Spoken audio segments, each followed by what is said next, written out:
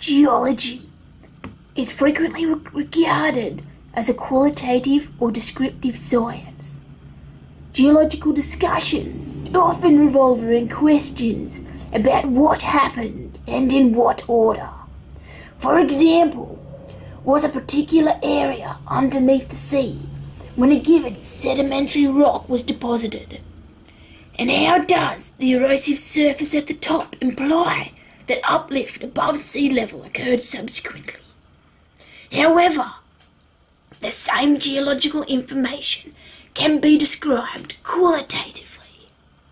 This presentation is brought to you by Jessica Walsh, Aidan Soper, Lauren Laughlin, and Amy Freshwater. Together, we will work through 3 real-life geological problems using mathematics to solve them from the following chapters.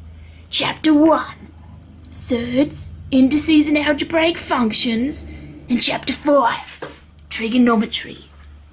Please enjoy. Yeah, nice. Oh, yep, she's approved. We're good to go. Alrighty then. Well, this is example 1 from chapter 1, surds, indices and algebraic fractions. So I've just popped over to Iran and created this delicious looking cross section here. This is a little French word, collimentaire, means detachment or snails, I can't quite remember. Anyway, so I'm going to run you through shortening, which means the compression of either side, which squishes the rock units together and shortens the cross section. Alrighty. Anyway, so moving on. We've got here, so this is our little equation as demonstrated here, where we have, alright, our original length, our width of the cross section, or our shortened length, divided by the original times 100 to get her as a percentage. So when it all pops out, it comes out to be 9.6 or 10%, because we're all about accuracy here in our geology. And well, yeah, that's about the gist of it. So that's our first question, and please enjoy the rest. Well, thank you. Hi guys, this is Aidan from Group B, and I'm going to demonstrate to you how the amazing powers of trigonometry, the study of triangles, can be used in geology. Triangles are ideal for purposes such as mapping, since there are simple rules relating to the lengths of their sides and the size of their angles. The land surface we see in front of us represents what we see in everyday life. What lies beneath this paints a very different picture, as I'm about to draw.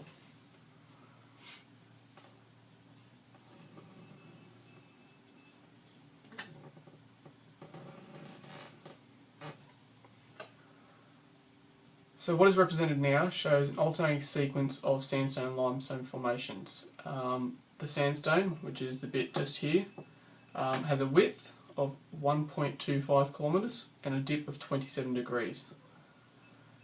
As you can see, the exposed land surface, this bit here, is much thicker than the true thickness of the bed. So by manipulating the drawing, you can now see that we have a right angled triangle. It's pretty amazing, I know. So what we can do is we can put in what we know about the triangle. We know we have a width of 1.25 kilometres, so we write that in, and we have a dip of 27 degrees, or the angle we know. And we also know the rules of SOHCAHTOA, so we know that we have a sine, which is opposite over hypotenuse, so we can write that equation in. Sine equals opposite over hypotenuse, and we substitute in the values that we have. So for opposite, we know we have the true thickness, which we are trying to find, so we write TT, and the hypotenuse is 1.25 kilometres. So sine of 27 degrees equals true thickness over 1.25. So by rearranging this equation, we now have TT as our front number, and we have 1.25 times by sine of 27 degrees.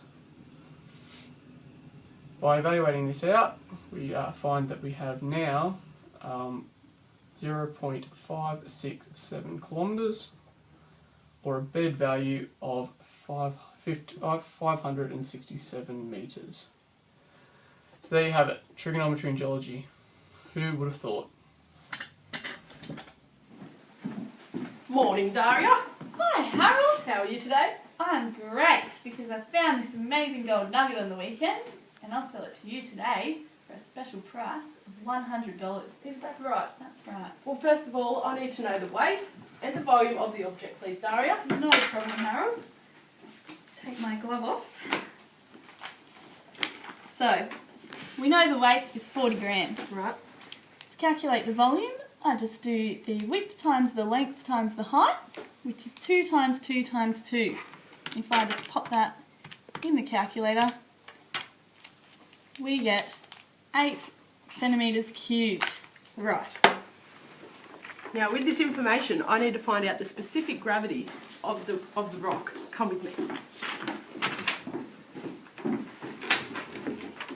Now, if you just have a look here, we can see that the specific gravity of gold is up to 19.3 centimetres cubed. So with that information, we're going to calculate the specific gravity of the object that Daria has offered to me. So the mass is 40 grams divided by the volume, which is 8 centimetres cubed, which equals 5 grams per centimetres cubed. So, do we think this is gold? I've got something to say to you, my friend Daria. Take my evidence with me. Daria, dear. What did you come up with? I'm so sorry.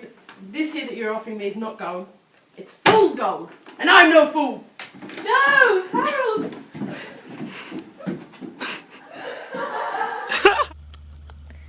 Yeah, so we'll just run you through some specimens here. This is some coal. Look at it shine. A little bit of vitrinite. Just delicious. This little guy is a little bit of orthoclase. Probably can't see her nicely, but I assure you in real life she's spectacular. This guy here is a pyrite. Nah, it's gold. Yeah, no, it's not. It's fool's gold. Yeah, and this is just something that I certainly did not pinch out of the prac room. But look at those colours. How can you resist? That's Ribena. Don't you judge. Hey. Anyway, so yeah, that's some cool weathering. Ha. Anyway, enough. Ha ha ha.